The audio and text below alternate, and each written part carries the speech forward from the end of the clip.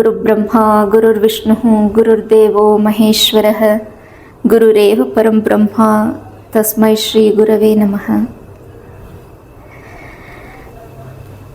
ಪರಮ ಪೂಜ್ಯ ಸ್ವಾಮಿ ಪುರುಷೋತ್ತಮಾನಂದಜಿ ಮಹಾರಾಜರವರು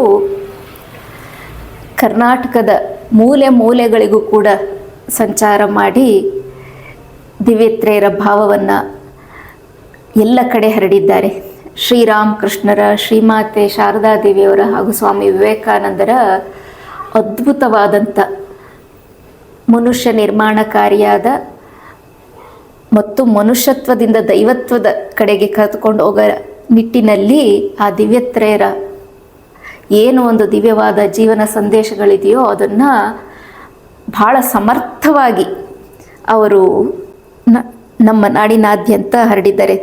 ಪೂಜ್ಯ ಸ್ವಾಮೀಜಿಯವರು ಆಗಾಗ ಹೇಳ್ತಾ ಇದ್ದಂಥ ಮಾತು, ಇಡೀ ಕರ್ನಾಟಕವನ್ನು ರಾಮಕೃಷ್ಣಮಯ ಮಾಡಬೇಕು, ಅದು ನನ್ನ ಜೀವನದ ಉದ್ದೇಶ, ನಾನು ಹೆಚ್ಚಿಟ್ಕೊಳ್ಳೋದಿಲ್ಲ, ಆದರೆ ಇಡೀ ಕರ್ನಾಟಕವನ್ನು ರಾಮಕೃಷ್ಣಮಯ ಮಾಡಬೇಕು ಅಂಥೇಳಿ ಆ ನಿಟ್ಟಿನಲ್ಲಿ ಅವರು ಅನೇಕ ಊರುಗಳಿಗೆ ಸಂಚರಿಸಿ ಮತ್ತು ಅನೇಕ ಭಕ್ತರಿಗೆ ಪ್ರೇರಣೆ ಕೊಟ್ಟು ಅಲ್ಲಲ್ಲಿ ಸತ್ಸಂಗ ಕೇಂದ್ರಗಳನ್ನು ಪ್ರಾರಂಭಿಸಿ ಅನೇಕ ತ್ಯಾಗಿಗಳ ನಿರ್ಮಾಣ ಮಾಡಿ ಅವರ ಜೀವನ ಪೂರ್ತಿ ಆ ದಿವ್ಯತ್ರೇಯರ ಕಾರ್ಯಕ್ಕೆ ತಮ್ಮ ಕೊನೆ ಉಸಿರಿನವರೆಗೂ ಕೂಡ ಸವಿಸಿಕೊಂಡಿದ್ದಾರೆ. ಪೂಜ್ಯ ಸ್ವಾಮೀಜಿಯವರ ಒಂದು ಶ್ರಮದಿಂದಲೇ ಅನೇಕ ಜನರಿಗೆ, ಕರ್ನಾಟಕದಾದ್ಯಂತ ಅನೇಕ ಜನರಿಗೆ ದಿವ್ಯತ್ರೇಯರು ಸಿಗೋದಕ್ಕೆ ಸಾಧ್ಯ ಆಯಿತು ಅಂತ ಅವರ ಭಜನೆ, ಅವರ ಉಪನ್ಯಾಸ ಎಲ್ಲವೂ ಕೂಡ ಅದ್ಭುತ. ಪೂಜ್ಯ ಸ್ವಾಮೀಜಿಯವರು ರಚಿಸಿರುವಂಥ ಗ್ರಂಥಗಳು ವಿದ್ಯಾರ್ಥಿಗಳಿಗೆ, ಭಕ್ತರಿಗೆ, ಶಿಕ್ಷಕರಿಗೆ, ಸಮಾಜದ ಎಲ್ಲ ಸ್ತರದ ಜನರಿಗೂ ಕೂಡ ಬಹಳ ಪ್ರೇರಣೆಯನ್ನು ನೀಡುತ್ತೆ.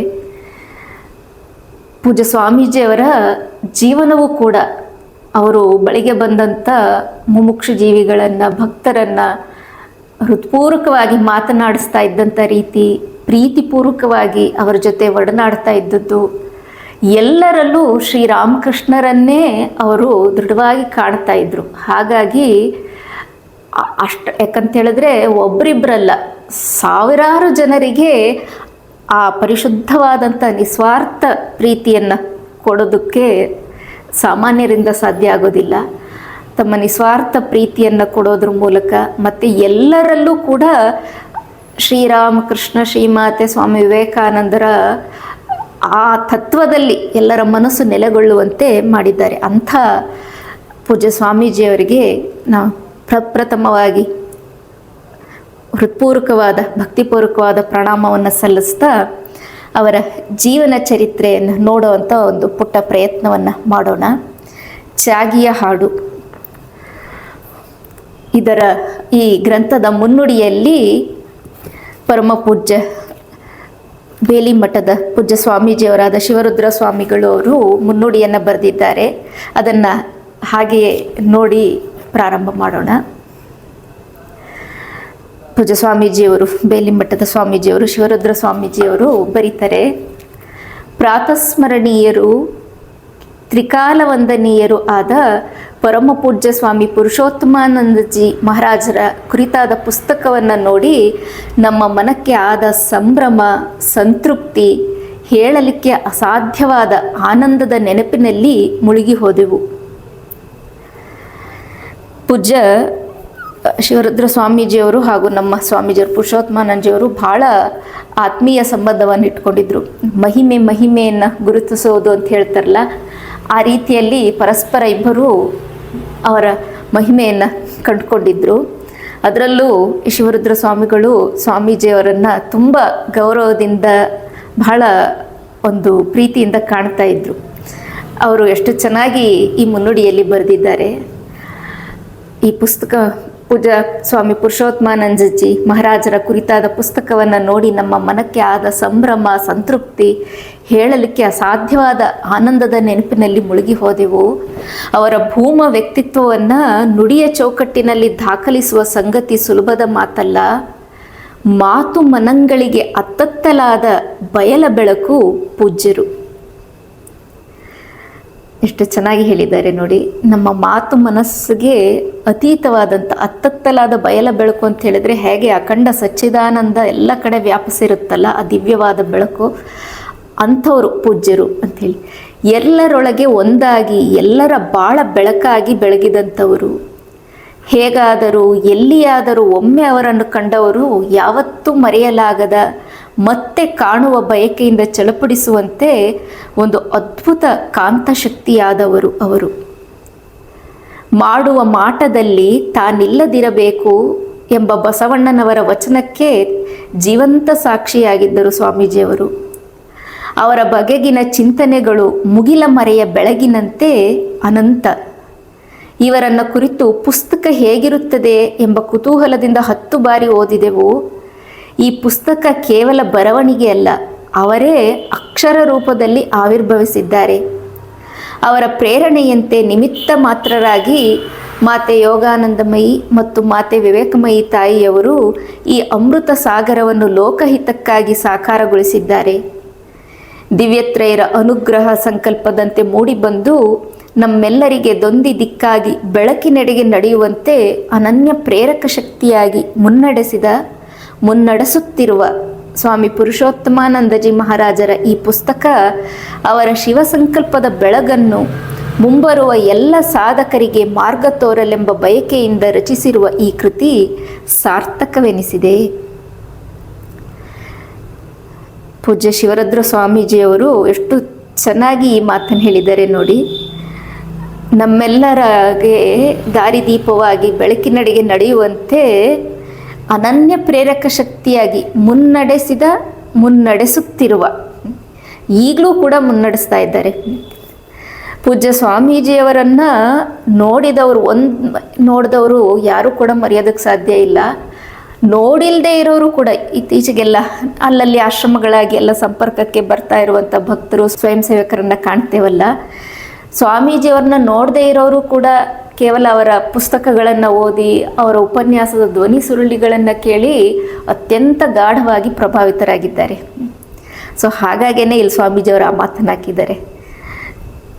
ಅವರ ಅನನ್ಯ ಪ್ರೇರಕ ಶಕ್ತಿಯಾಗಿ ಮುನ್ನಡೆಸುತ್ತಿರುವ ಸ್ವಾಮಿ ಪುರುಷೋತ್ತಮಾನಂದಜಿ ಮಹಾರಾಜರ ಅವರ ಶಿವ ಸಂಕಲ್ಪ ಎಲ್ಲರನ್ನ ಸಾಧಕರಿಗೆ ಬೆಳಕನ್ನು ತೋರ್ತಾ ಇದೆ.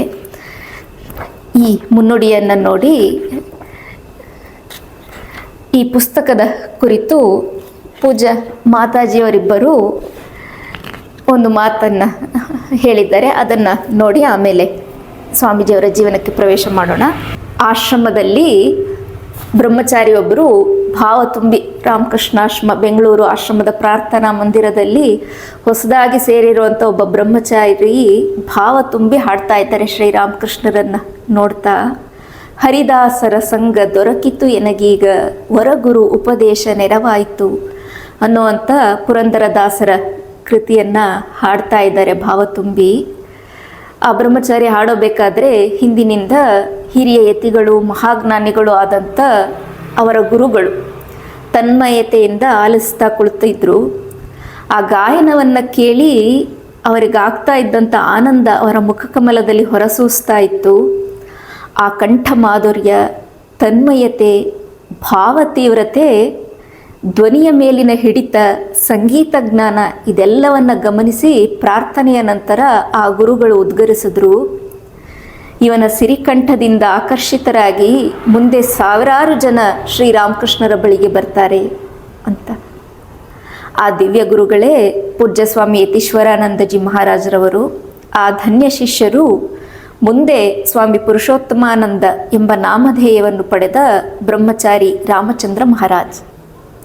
ಗುರುಗಳ ಈ ಭವಿಷ್ಯವಾಣಿ ಸತ್ಯವಾಯಿತು.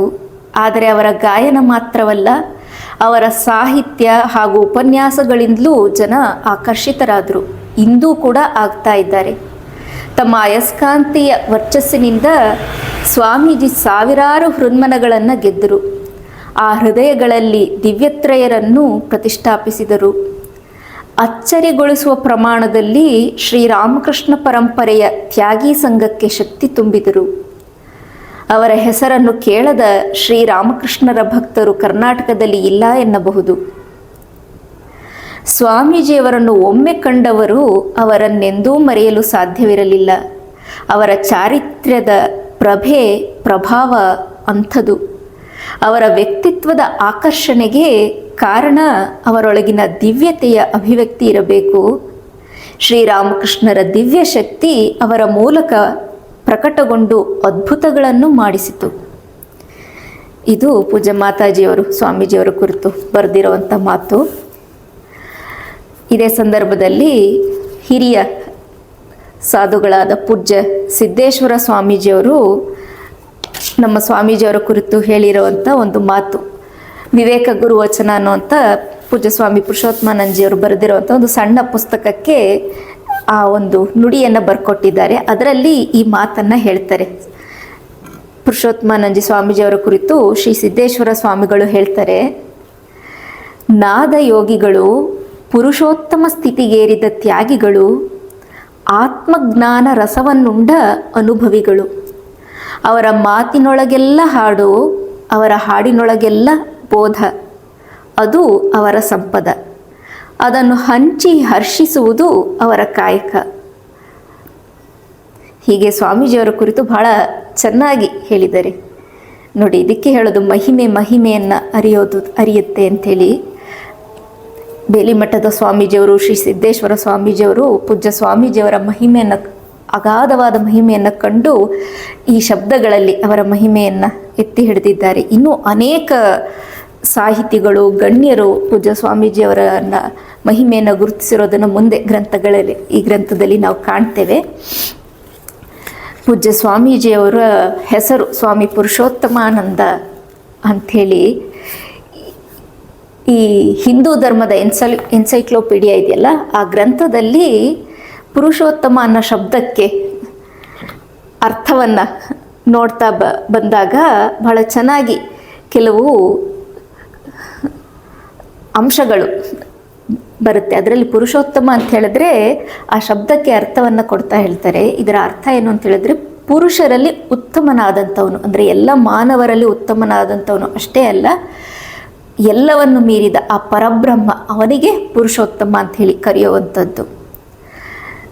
ಹೀಗೆ ಹೇಳ್ತಾ ಹೋಗ್ತಾರೆ. ಮತ್ತು ಆತ ಪರಿಪೂರ್ಣ, ಎಲ್ಲದರಲ್ಲೂ ಪೂರ್ಣತೆ ಇರುವಂಥವನು ಪುರುಷೋತ್ತಮ. ಈ ಎಲ್ಲ ಏನದು ಅಬ್ಜೆಕ್ಟಿವ್ಸ್ ಅಂತ ಹೇಳ್ತೀವಿ, ಆ ಗುಣಗಳು ಸ್ವಾಮೀಜಿಯವರಿಗೆ ಪೂರ್ಣವಾಗಿ ಹೊಂದಿಕೆ ಆಗುತ್ತೆ.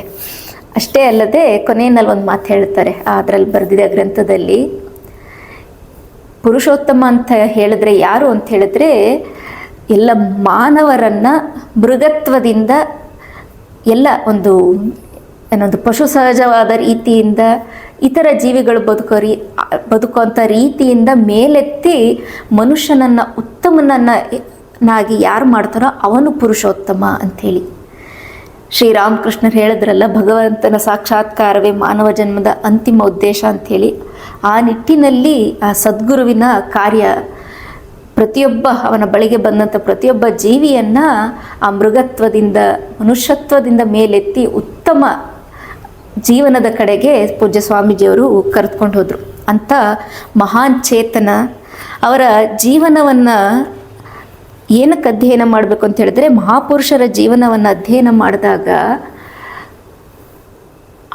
ಅವರ ಆ ಜೀವನವೇ ನಮಗೆ ನಮ್ಮ ಆಧ್ಯಾತ್ಮಿಕ ಜೀವನಕ್ಕೆ ಪ್ರೇರಣೆಯನ್ನು ನೀಡುತ್ತೆ. ನಮ್ಮ ಆಧ್ಯಾತ್ಮಿಕ ಜೀವನದಲ್ಲಿ ನಮಗೆ ಹೆಚ್ಚು ಬೆಳಕನ್ನು ನೀಡುತ್ತೆ. ಸೊ ಹಾಗಾಗಿ ಪೂಜ್ಯ ಸ್ವಾಮೀಜಿಯವರ ಜೀವನವನ್ನು ಈಗ ನಾವು ಪ್ರವೇಶ ಮಾಡೋಣ. ಮೊದಲನೇ ಅಧ್ಯಾಯ ಪೂರ್ವಾಶ್ರಮ. ಸ್ವಾಮೀಜಿಯವರ ಬಾಲ್ಯ ಜೀವನದ ಕುರಿತು ಘಟನೆಗಳು ಇದರಲ್ಲಿ ಬರುತ್ತೆ. ಸೊ ಪೂಜ್ಯ ಸ್ವಾಮೀಜಿಯವರ ಹಿನ್ನೆಲೆ, ಅವರು ಹುಟ್ಟಿದಂಥ ಊರು, ಅವರ ಬಾಲ್ಯವನ್ನು ಮೊದಲಿಗೆ ನೋಡೋಣ. ಕರ್ನಾಟಕದ ಕಡಲ ತೀರದಲ್ಲಿ ಇರುವಂಥ ಜಾಗ ಉಡುಪಿ. ಇದು ಶತಶತಮಾನಗಳಿಂದ ಹರಿಭಕ್ತಿಯ ಹೊನಲಿನಿಂದ ಪುನೀತವಾದಂಥ ಕ್ಷೇತ್ರ. ಕನಕದಾಸರ ಪರಿಶುದ್ಧ ಭಕ್ತಿಗೆ ಒಲಿದು ಶ್ರೀಕೃಷ್ಣ ಆತ ಆ ಗೋಡೆಯನ್ನು ಒಡೆದು ದರ್ಶನ ಕೊಡ್ತಾನಲ್ಲ, ಆ ಕನಕದಾಸರಿಗೆ ದರ್ಶನ ಕೊಟ್ಟಂಥ ಶ್ರೀಕೃಷ್ಣ ಸಾಕ್ಷಾತ್ತಾಗಿ ದರ್ಶನ ನೀಡಿದಂಥ ಪುಣ್ಯಸ್ಥಳ ಇದು. ಈ ಉಡುಪಿಯಿಂದ 22 ಕಿಲೋಮೀಟರ್ ದೂರದಲ್ಲಿ ಸೀತಾ ನದಿಯಿಂದ ಆವೃತವಾಗಿ ಒಂದು ಸಣ್ಣ ಹಳ್ಳಿ ಇದೆ, ಪುಟ್ಟ ಗ್ರಾಮ ಮೂಡಹಡು ಅಂತ. ಈ ಮೂಡಹಡುವಿನ ಉತ್ತರ ದಿಕ್ಕಿನಲ್ಲಿ ಕಲಿಬೈಲು ಅನ್ನುವಂಥ ಒಂದು ಕೆರೆ ಇದೆ. ಬೇಸಿಗೆಯಲ್ಲೂ ಈ ಕೆರೆ ತುಂಬಿರುತ್ತೆ, ಸಮೃದ್ಧವಾಗಿ ಇರುತ್ತಂತೆ. ಮುಗ್ಧ ಜನರಿಂದ ಕೂಡಿದ ಈ ಹಳ್ಳಿಯಲ್ಲಿ ಕೇವಲ 25-30 ಮನೆಗಳು ಇರುವಂಥ ಜಾಗ. ಕೃಷಿಕರಾದ ಇಲ್ಲಿನ ಜನ ಹೊಲೆಗದ್ದೆಗಳ ನಡುವೆ ಪ್ರಕೃತಿಯ ಮಡಿಲಲ್ಲಿ ಮನೆಗಳನ್ನು ಕಟ್ಟಿಕೊಂಡಿದ್ದಾರೆ. ಸುತ್ತ ಭತ್ತದ ಪೈರು ಬೆಳೆದು ಅತ್ಯಂತ ರಮಣೀಯವಾಗಿ ಕಂಗೊಳಿಸ್ತಾ ಇರುವಂಥ ಹಳ್ಳಿಗಳು ಅವು. ಇಂಥ ಹಳ್ಳಿ ಮೂಡಹಡುವಿನಲ್ಲಿ ಕೂಟ ಬ್ರಾಹ್ಮಣ ಕುಟುಂಬಗಳು ಇದ್ವು ಕೆಲವು. ಅಲ್ಲಿಂದ ಸುಮಾರು 6 ಕಿಲೋಮೀಟರ್ ದೂರದಲ್ಲಿರುವ ಸಾಲಿಗ್ರಾಮದ ಶ್ರೀ ಗುರು ನರಸಿಂಹ ಇವರ ಮನೆ ದೇವರು. ಸಾಲಿಗ್ರಾಮ ಶಿಲೆಯ ಗುರು ನರಸಿಂಹನ ಮೂರ್ತಿ ಅತ್ಯಂತ ಪುರಾತನವಾಗಿದೆ, ಬಹಳ ಆಕರ್ಷಕವಾಗಿದೆ. ಗುರು ನರಸಿಂಹ ಪಶ್ಚಿಮಾಭಿಮುಖವಾಗಿ ಕುಳಿತಿದ್ದಾನೆ ಆ ದೇವಾಲಯದಲ್ಲಿ, ಹಾಗೂ ತನ್ನ 2 ಕೈಗಳಲ್ಲಿ ಶಂಖಚಕ್ರಗಳನ್ನು ಧರಿಸಿ ಇದ್ದಾನೆ. ಈ ಕೂಟ ಬ್ರಾಹ್ಮಣರು ಯಾವುದೇ ಮಠದ ಗುರು ಪರಂಪರೆಗೆ ಸೇರೋದಿಲ್ಲ. ಗುರು ನರಸಿಂಹನೇ ಅವರ ಗುರು ಹಾಗೂ ದೈವ ಆಗಿದ್ದಾನೆ. ಈ ದೇವಾಲಯದ ಪ್ರಾಂಗಣದಲ್ಲಿ 2 ಕೊಳಗಳು ಬರುತ್ತೆ, ಒಂದು ಶಂಖತೀರ್ಥ ಮತ್ತು ಇನ್ನೊಂದು ಚಕ್ರತೀರ್ಥ ಅಂಥೇಳಿ. ಈ ಶಂಖತೀರ್ಥದಲ್ಲಿ ಮಿಂದರೆ ಪಾಪ ವಿಮೋಚನೆ ಆಗುತ್ತೆ ಅಂತ ದೃಢವಾದ ನಂಬಿಕೆ. ಚಕ್ರತೀರ್ಥದಲ್ಲಿ ಮಿಂದರೆ ಶತ್ರು ಭಯ ನಾಶ ಹಾಗೂ ರೋಗ ನಿವಾರಣೆ ಆಗುತ್ತೆ ಅಂಥೇಳಿ ಅಲ್ಲಿ ಪ್ರತೀತಿ ಇದೆ. ಮೂಡಹಡುವಿನ ಈ ಕೂಟ ಬ್ರಾಹ್ಮಣ ಕುಟುಂಬಗಳಲ್ಲಿ ಒಂದು ಮನೆತನ ಬಾಯರಿ ಮನೆತನ. ಈ ಬಾಯರಿ ಮನೆತನದವರು ಜೀವನೋಪಾಯಕ್ಕೆ ವ್ಯವಸಾಯವನ್ನು ಅವಲಂಬಿಸಿಕೊಂಡಿದ್ದರು. ಮುಖ್ಯವಾಗಿ ಭತ್ತ ಹಾಗೂ ಬಗೆ ಬಗೆಯ ತರಕಾರಿ ಕಾಳುಗಳನ್ನೆಲ್ಲ ಬೆಳೀತಾ ಇದ್ರು. ಮನೆಯಲ್ಲಿ ಹಸು ಎಮ್ಮೆಗಳನ್ನೆಲ್ಲ ಇಟ್ಕೊಂಡಿದ್ರು. ಉಳುಮೆಗಾಗಿ ಎತ್ತುಗಳನ್ನು ಕೂಡ ಸಾಕಿದ್ರು. ಈ ಬಾಯರಿ ಮನೆತನದಲ್ಲಿ ನಾರಾಯಣ ಬಾಯರಿ ಮತ್ತು ಗಂಗಮ್ಮ ಅನ್ನುವಂಥ ದಂಪತಿಗಳು. ನಾರಾಯಣ ಬಾಯರಿ ಶ್ರೀರಾಮನ ಪರಮ ಭಕ್ತರಾಗಿದ್ದರು. ಮನೆಯಲ್ಲಿ ಸದಾ ಪೂಜೆ ಹೋಮ ಹವನಾದಿ ಕಾರ್ಯಗಳನ್ನು ನಡೆಸ್ತಾ ಇದ್ರು. ಇವರ ಮೊದಲನೇ ಮಗ ಜನಾರ್ದನ ಬಾಯರಿ ಅವರು. ಇವರು ಕೂಡ ಬಹಳ ಸಾತ್ವಿಕ ಸ್ವಭಾವದ ವ್ಯಕ್ತಿ. ಸಾತ್ವಿಕ ಸ್ವಭಾವದ ಈ ಜನಾರ್ದನ ಬಾಯರಿ ಬಹಳ ಸಹನಶೀಲ ವ್ಯಕ್ತಿ, ಯಾರ ಮನಸ್ಸನ್ನು ಕೂಡ ನೋಯಿಸಿದವರಲ್ಲ. 3 ಸೋದರರು ಇರ್ತಾರೆ. ಅವರು 3 ಸೋದರ ಇರುವಂಥ ಈ ಸಂಸಾರದಲ್ಲ ತುಂಬ ಕುಟುಂಬದ ಹೊಣೆಯನ್ನು ಇವರೇ ಮುಖ್ಯವಾಗಿ ವಹಿಸ್ಕೊಂಡಿದ್ರು. ತಂದೆ ನಾರಾಯಣ ಬಾಯರಿಗೆ ಪ್ರಿಯವಾದಂಥ ಧಾರ್ಮಿಕ ಕಾರ್ಯಗಳನ್ನು ನಡೆಸಲು ಇವರು ಎಲ್ಲ ರೀತಿಯಲ್ಲೂ ನೆರವಾಗ್ತಾ ಇದ್ರು. ಗೃಹಸ್ಥಾಶ್ರಮದ ಸಕಲ ಜವಾಬ್ದಾರಿಗಳನ್ನು ನಿಷ್ಠೆಯಿಂದ ನಿರ್ವಹಿಸಿದಂಥ ಕರ್ಮಯೋಗಿ ಇವರು. ಈ ಜನಾರ್ದನ ಬಾಯರಿಯವರಿಗೆ ಹುಟ್ಟಿ ಬರೋವಂಥ ಮಗು ಪೂಜ್ಯ ಸ್ವಾಮೀಜಿಯವರು. ಈ ಹಿನ್ನೆಲೆ ಯಾಕೆ ನೋಡಬೇಕು ಅಂತ ಹೇಳಿದ್ರೆ, ನಾವು ಎಲ್ಲ ಸಾಧು ಸಂತರ ಅವತಾರ ಪುರುಷರ ಹುಟ್ಟಿ ಬಂದ ಹಿನ್ನೆಲೆಯನ್ನು ಕಂಡಾಗ ಭಗವಂತ ಎಲ್ಲೆಲ್ಲಿ ಆವಿರ್ಭವಿಸ್ತಾನೆ ಅಂತ ಹೇಳಿದ್ರೆ, ಎಲ್ಲಿ ಪರಿಶುದ್ಧವಾದಂಥ ಒಂದು ಜೀವನ ಆ ವ್ಯಕ್ತಿಗಳು ಇರ್ತಾರೋ ಅಲ್ಲಿ ಭಗವಂತ ಬರ್ತಾನೆ. ಶ್ರೀರಾಮಕೃಷ್ಣರು ಆ ಹಳ್ಳಿಯಲ್ಲಿ ಹುಟ್ಟಿ ಬಂದರೂ ಕೂಡ ಅವರ ತಂದೆ ತಾಯಿಗಳು ಬಹಳ ಸಾತ್ವಿಕ ದಂಪತಿಗಳಾಗಿದ್ದರು. ಶಾರದಾ ಮಾತೆಯವರ ತಂದೆ ತಾಯಿಗಳು ಕೂಡ ಬಡವರಾದರೂ ಕೂಡ ಅತ್ಯಂತ ಧರ್ಮನಿಷ್ಠರಾದ ಸರಳ ಸ್ವಭಾವದ ಸಾತ್ವಿಕ ದಂಪತಿಗಳಾಗಿದ್ದರು. ಇಲ್ಲಿ ಇವರು ಕೂಡ ಈ ಕುಟುಂಬದವರು ನಾರಾಯಣ ಬಾಯರಿಯವರು, ಅವರ ಮಗ ಜನಾರ್ದನ ಬಾಯರಿ ಎಲ್ಲರೂ ಕೂಡ ಬಹಳ ಸಾತ್ವಿಕ ಸ್ವಭಾವ ಉಳ್ಳವರಾಗಿದ್ದರು. ಈ ಜನಾರ್ದನ ಬಾಯರಿಗೆ ಅವರ ಸ್ವಭಾವಕ್ಕೆ ಸರಿದೂಗುವಂಥ ಪತ್ನಿ ಲಕ್ಷ್ಮೀದೇವಿಯವರು, ಪೂಜ್ಯ ಸ್ವಾಮೀಜಿಯವರ ತಾಯಿ ಇವರು. ಈ ಲಕ್ಷ್ಮೀದೇವಿಯವರು ಬಹಳ ಸರಳ ಸ್ವಭಾವದವರು, ಮುಗ್ಧರು. ಹಿರಿಯ ಸೊಸೆಯಾಗಿ ಕೂಡು ಕುಟುಂಬದ ಎಲ್ಲರನ್ನ ಇವರು ಬಹಳ ಪ್ರೀತಿ ವಿಶ್ವಾಸದಿಂದ ನೋಡ್ಕೊಳ್ತಾ ಇದ್ರು. ಕುಟುಂಬದ ಸದಸ್ಯರ ಮಧ್ಯೆ ಏನಾದರೂ ಯಾವಾಗಲಾದರೂ ಪರಸ್ಪರ ಭಿನ್ನಾಭಿಪ್ರಾಯಗಳು ಬಾರದಂತೆ ನಿಭಾಯಿಸ್ತಾ ಇದ್ರು. ಈ ಥರ ಇದನ್ನೆಲ್ಲ ನಿಭಾಯಿಸ್ತಿದ್ದಂಥ ಈ ಸೊಸೆಯ ಬಗ್ಗೆ ಇವರ ಅತ್ತೆ ಆದ ಗಂಗಮ್ಮ ಬಹಳ ಸಂತುಷ್ಟರಾಗಿದ್ದರು. ಒಂದು ಸಲ ಅವರು ಬಹಳ ಹೃದಯ ತುಂಬಿ ತಮ್ಮ ಸೊಸೆಯಾದ ಲಕ್ಷ್ಮೀದೇವಿಯನ್ನು ಹರಸ್ತಾರೆ. ಈ ಮನೆಯ ದೀಪವನ್ನು ಕೊನೆಯವರೆಗೂ ಹೀಗೆ ಬೆಳಗಿಸಿಕೊಂಡು ಬಾರಮ್ಮ ಅಂಥೇಳಿ ಹರಸ್ತಾರೆ. ಭಾಳ ಸಂತೃಪ್ತಿಯನ್ನು ಹೊಂದಿದ್ರು ಸೊಸೆ ಬಗ್ಗೆ ಅವರು. ಈ ಅತ್ತೆ ಗಂಗಮ್ಮನವರ ಆಶಯದಂತೆ ಲಕ್ಷ್ಮೀದೇವಿ ಕೂಡ ಬಹಳ ಬಡತನ ಕಷ್ಟ ಇದ್ದರೂ ಕೂಡ ಅದರ ನಡುವೆ ಸಂಸಾರವನ್ನು ಬಹಳ ಸಾಮರಸ್ಯದಿಂದ ತೂಗಿಸಿಕೊಂಡು ಬರ್ತಾರೆ. ಲಕ್ಷ್ಮೀದೇವರ ಅವರ ವಾತ್ಸಲ್ಯಪೂರ್ಣ ವ್ಯಕ್ತಿತ್ವಕ್ಕೆ ಒಂದು ಉದಾಹರಣೆ ನೋಡ್ಬೋದಾದರೆ, ಅವರ ಮೈದುನನ ಒಬ್ಬ ಮಗ ಇರ್ತಾನೆ, ತುಂಬ ಅಸ್ವಸ್ಥನಾಗಿರ್ತಾನೆ, ಅಷ್ಟು ಮಾನಸಿಕ ಸ್ಥಿತಿ ಶರೀರ ಸ್ಥಿತಿ ಸರಿ ಇರೋದಿಲ್ಲ. ಅವರನ್ನು ಸುಮಾರು ಕೆಲವಾರು ವರ್ಷಗಳ ಕಾಲ ಇವರು ಬಹಳ ಪ್ರೀತಿಯಿಂದ ನೋಡ್ಕೊಂಡಿರ್ತಾರೆ. ಆ ಮಗು ತನ್ನ ಸ್ವಂತ ತಾಯಿಗಿಂತ ಈ ಲಕ್ಷ್ಮೀ ದೇವರನ್ನ ಬಹಳ ಹಚ್ಕೊಂಡಿತ್ತಂತೆ. ಇದು ಒಂದು ಉದಾಹರಣೆ ಅವರ ವಾತ್ಸಲ್ಯಪೂರ್ಣ ವ್ಯಕ್ತಿತ್ವಕ್ಕೆ. ಈ ರೀತಿ ಬಡತನ ಇದ್ದರೂ ಕೂಡ ಈ ದಂಪತಿಗಳು ಅನ್ಯೋನ್ಯತೆಯಿಂದ ಸಂಸಾರ ನಡೆಸಿದ್ರು. ಇಂಥ ಈ ದಿವ್ಯವಾದಂಥ ದಂಪತಿಗಳಿಗೆ 14ನೇ ಜೂನ್ 1931ರಲ್ಲಿ ಜ್ಯೇಷ್ಠ ಮಾಸದ ಕೃಷ್ಣ ಪಕ್ಷ ತ್ರಯೋದಶಿಯಾಗಿತ್ತು. ಅವತ್ತು ರೋಹಿಣಿ ನಕ್ಷತ್ರದಲ್ಲಿ ಈ ಸಾತ್ವಿಕ ದಂಪತಿಗಳಿಗೆ ಪುತ್ರ ಶ್ರೇಷ್ಠನಾಗಿ ಜನಿಸಿ ಬಂದರು ನಮ್ಮ ಸ್ವಾಮೀಜಿಯವರು. ಆ ಪುತ್ರ ರತ್ನನ ಜನನ ಮನೆಯವರಿಗೆಲ್ಲ ಸಂತಸವನ್ನು ತಂದಿತ್ತು. ಮೊದಲನೇ ಮಗ ಪೂಜ್ಯ ಸ್ವಾಮೀಜಿಯವರು. ಆ ಪುತ್ರ ರತ್ನನ ಜನನ ಮನೆಯವರಿಗೆಲ್ಲ ಸಂತಸವನ್ನು ತಂದಿತ್ತು. ರಾಮ ಭಕ್ತರಾಗಿದ್ದ ನಾರಾಯಣ ಬಾಯಿರಿ ಆ ಮುದ್ದು ಮಗುವಿಗೆ ರಾಮಚಂದ್ರ ಅಂತ ಹೆಸರಿಡ್ತಾರೆ. ಆದರ್ಶ ಜೀವನ ನಡೆಸಿ ಮರ್ಯಾದಾ ಪುರುಷೋತ್ತಮ ಅಂತ ಪ್ರಸಿದ್ಧನಾದ ಶ್ರೀರಾಮಚಂದ್ರನಂತೆ ಸದ್ಗುಣಶಾಲಿಯಾಗಿ ಬೆಳೆದು ಸ್ವಾಮಿ ಪುರುಷೋತ್ತಮಾನಂದ ಎಂಬ ಅನ್ವರ್ಥ ನಾಮವನ್ನು ಈ ಹುಡುಗ ರಾಮಚಂದ್ರ ಪಡೆದುಕೊಳ್ತಾನೆ. ಪೂಜ್ಯ ಸ್ವಾಮೀಜಿಯವರ ಹಿಂದಿನ ಹೆಸರು ರಾಮಚಂದ್ರ. ಈಗ ರಾಮಚಂದ್ರ ಅಂತಲೇ ಸಂಬೋಧಿಸ್ತಾ ಅವನ ಬಾಲ್ಯದ ಕೆಲ ಘಟನೆಗಳನ್ನು ನೋಡೋಣ. ಸುಂದರವಾದಂಥ ಮಗು ರಾಮಚಂದ್ರ ಎಲ್ಲರ ಕಣ್ಮನ ಸೆಳೆಯುತ್ತಾ ಹೃದಯವನ್ನು ತಣಿಸ್ತಾ ಬೆಳೆದು ಬಂದ. ಅವನ ಮುಗ್ಧ ಮುಗುಳ್ನಗೆಯನ್ನು ಕಂಡು ಸಂತೋಷ ಪಡ್ದ ಇರೋರೇ ಇಲ್ಲ. ಎಲ್ಲರೂ ಕೂಡ ಅವನನ್ನು ಕಂಡ್ರೆ ಸಾಕು ಅವರ ಹೃದಯದಲ್ಲಿ ಆನಂದ ಉಕ್ಕಿ ಬರ್ತಾ ಇತ್ತು. ಸೌಮ್ಯತೆ, ಸಜ್ಜನಿಕೆ, ಸ್ನೇಹಪರತೆ ಈ ಎಲ್ಲ ಸದ್ಗುಣಗಳನ್ನು ಮೈಗೂಡಿಸಿಕೊಂಡು ಬೆಳೀತಾನೆ ಹುಡುಗ ರಾಮಚಂದ್ರ. ಸ್ವಾಮೀಜಿಯವರ ವ್ಯಕ್ತಿತ್ವದಲ್ಲಿ ಈ ಸೌಮ್ಯತೆ ಅನ್ನೋದು ಯಾವಾಗಲೂ ಎದ್ದು ಕಾಣ್ತಾ ಇತ್ತು. ಬಾಲಕರ ಗುಂಪಿನಲ್ಲಿ ಎಲ್ಲರಿಗೂ ಪ್ರೀತಿಪಾತ್ರನಾಗಿದ್ದ ಹುಡುಗ ಆಗಿದ್ದಾಗಲೇ ಈ ರಾಮಚಂದ್ರ. ಮತ್ತು ಇತರ ಹಳ್ಳಿಗಾಡಿನ ಹುಡುಗರಂತೆ ಅವನ ಬಾಲ್ಯನೂ ಕೂಡ ಸಾಧಾರಣವಾಗಿ ಈ ಗೋಲಿ ಆಟ, ಚಿನ್ನಿಕೋಲು, ಚೆನ್ನೆಮಣೆ, ಪಗಡೆ ಆಟ ಇಂಥದ್ರಲ್ಲಿ ನಡೆಸ್ಕೊಂಡು ಬಂತು. ಈಗ ಹುಡುಗ ಹಾಗೆ ಬೆಳೆದು ದೊಡ್ಡವನಾದ, ಶಾಲೆಗೆ ಹೋಗಬೇಕು. ಮೂಡಹಡವಿನ ಪ್ರಾಥಮಿಕ ಶಾಲೆಯಲ್ಲಿ ಈ ರಾಮಚಂದ್ರನ ವಿದ್ಯಾಭ್ಯಾಸ ಮೊದಲು ಪ್ರಾರಂಭ ಆಯಿತು. ಹುಡುಗ ಬಹಳ ಉತ್ಸಾಹದಿಂದ ಶಾಲೆಗೆ ಹೋಗೋದಕ್ಕೆ ಆರಂಭಿಸ್ದ. ಆದರೆ ಸ್ವಲ್ಪ ದಿನ ಆದಮೇಲೆ ಶಿಕ್ಷಕರ ಕೈಯಲ್ಲಿದ್ದಂಥ ಬೆತ್ತ ನಿಧಾನವಾಗಿ ಅವನ ಉತ್ಸಾಹವನ್ನು ಕುಗ್ಗಿಸ್ಬಿಡ್ತು.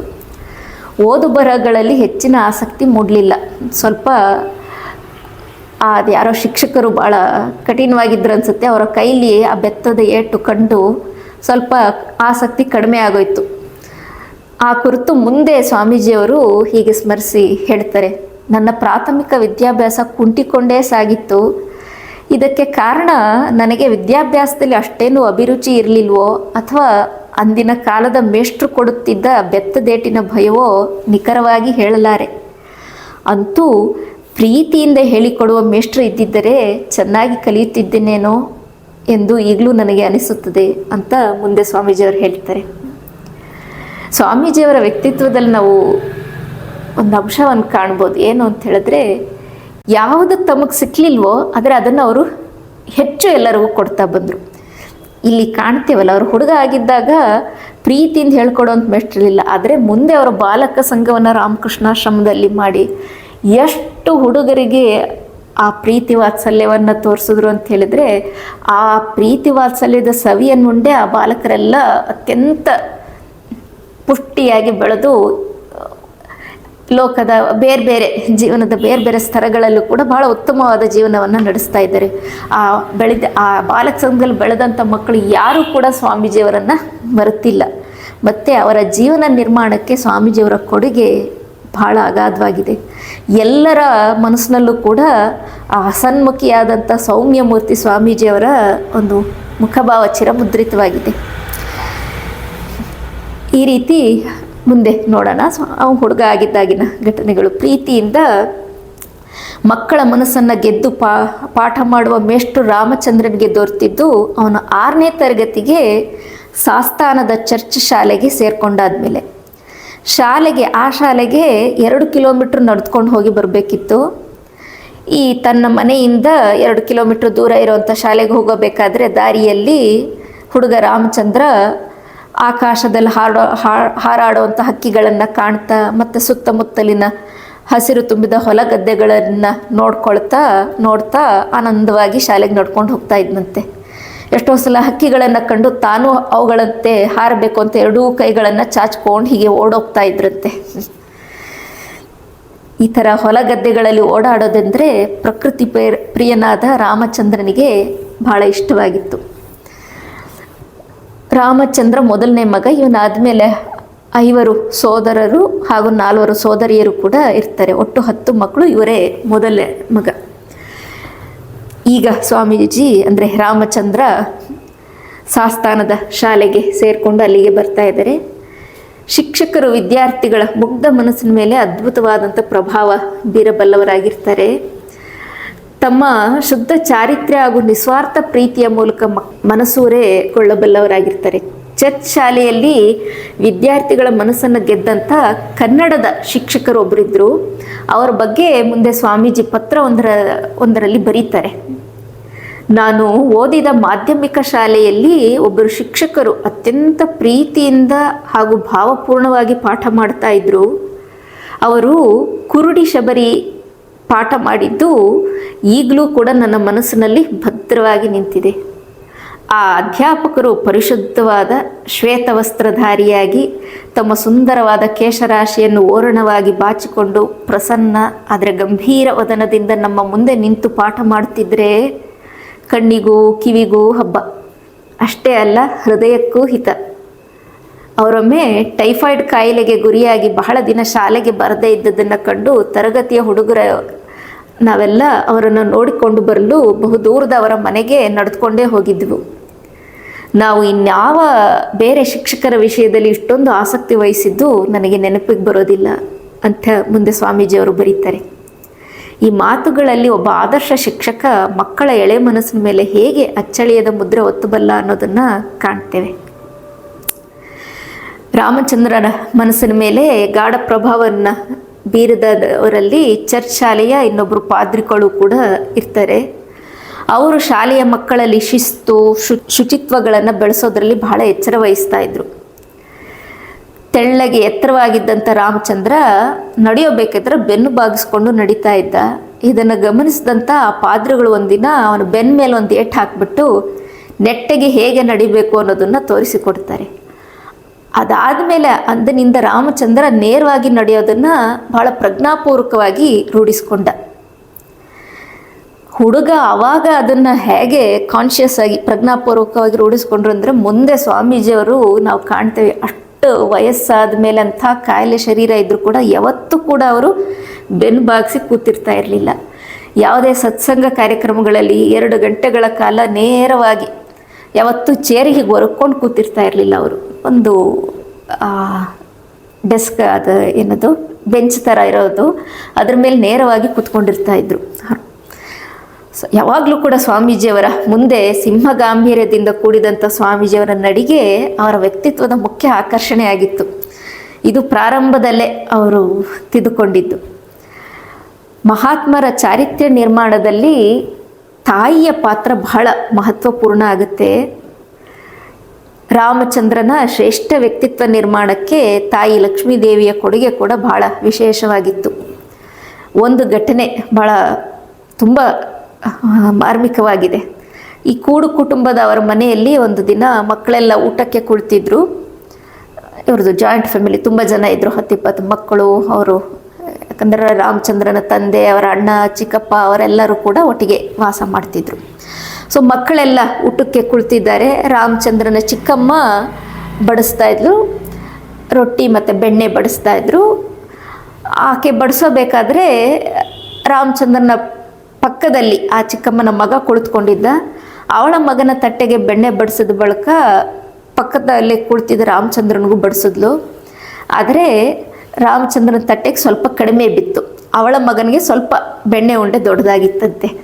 ಇದನ್ನು ಕಂಡು ಆಮೇಲೆ ರಾಮಚಂದ್ರ ಹುಡುಗ ತಾಯಿ ಬಳಿಗೆ ಹೋಗಿ ನಂತರ ಹೇಳ್ತಾರೆ, ಅಮ್ಮ ಚಿಕ್ಕಮ್ಮ ತನ್ನ ಮಗನಿಗೆ ಹೆಚ್ಚು ಬೆಣ್ಣೆ ಬಡಿಸಿದ್ಲು ಅಂತೇಳಿ ಸ್ವಲ್ಪ ದೂರದನಿಲಿ ಹೇಳ್ತಾನೆ ಹುಡುಗ ರಾಮಚಂದ್ರ.